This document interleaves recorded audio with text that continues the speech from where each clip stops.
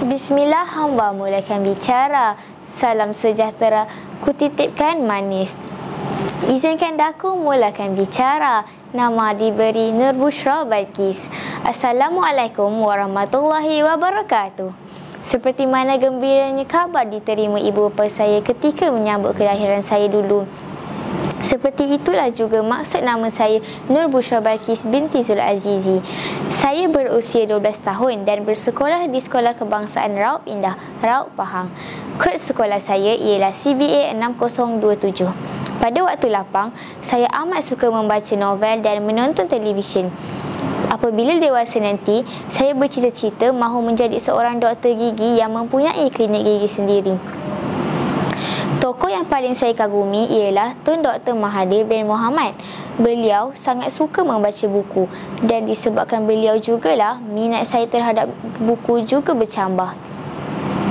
Novel yang sangat memberi kesan dan pengajaran kepada kehidupan saya ialah novel yang bertajuk Rumah Tak Mesti Bahagia, yang ditulis oleh Arif Zulkifli, terbitan Imam Publication. Novel yang mengandungi 317 halaman dan dibahagikan kepada 30 bab. Novel ini boleh didapati di kedai buku yang dengan berharga RM32 bagi Semenanjung Malaysia dan RM35 bagi Sabah dan Sarawak. Bertemakan realiti kehidupan dan kepentingan kehubungan kekeluargaan.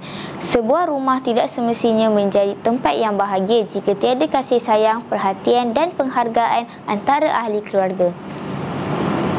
Diadaptasi dari realiti kehidupan yang penuh dengan konflik keluarga, nilai kasih sayang dan harapan untuk kebahagiaan.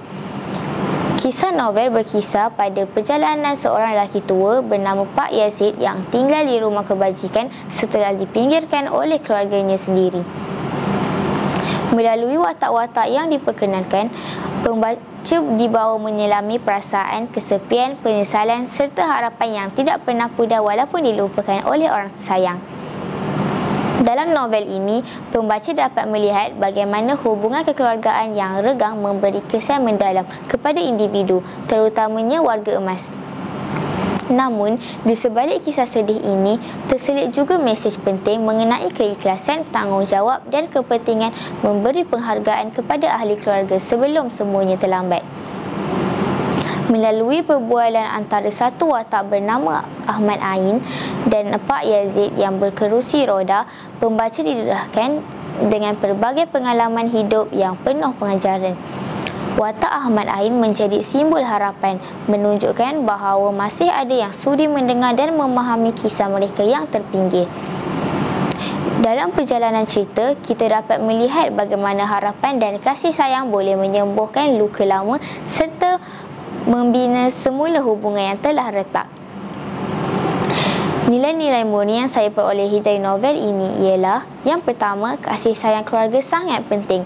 Novel ini mengingatkan kita bahawa kebahagiaan bukan hanya terletak pada kekayaan material, tetapi juga dalam hubungan erat antara ahli keluarga.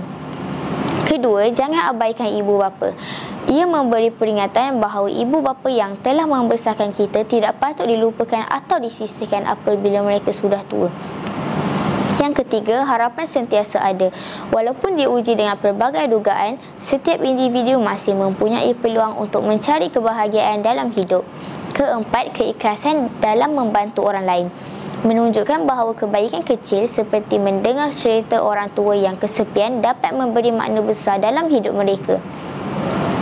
Yang kelima, hargai masa yang ada bersama keluarga. Novel ini mengajak kita untuk tidak menyesal di kemudian hari dengan meluangkan masa bersama orang tersayang sebelum terlambat. Harapan saya setelah membaca novel Rumah Tak Mesti Bahagia, saya berharap agar masyarakat lebih peka terhadap kepentingan menjaga hubungan kekeluargaan. Novel ini memberi kesedaran kepada saya tentang betapa pentingnya menghargai ibu bapa dan tidak membiarkan mereka kesepian di usia tua. Saya juga berharap agar kita semua dapat belajar untuk lebih menyayangi dan menghormati ahli keluarga kita tanpa mengira keadaan. Saya percaya bahawa kebahagiaan dan dalam sebuah rumah tidak hanya bergantung kepada kemewahan, tetapi lebih kepada ikatan kasih sayang yang kuat antara ahli keluarga. Semoga novel ini dapat membuka mata ramai orang untuk lebih menghargai dan menjaga hubungan kekeluargaan dengan lebih baik. Rumah indah bukan segalanya. Tanpa kasih sunyi terasa. Hargai keluarga sepanjang masa agar bahagia selamanya. Sekian, terima kasih.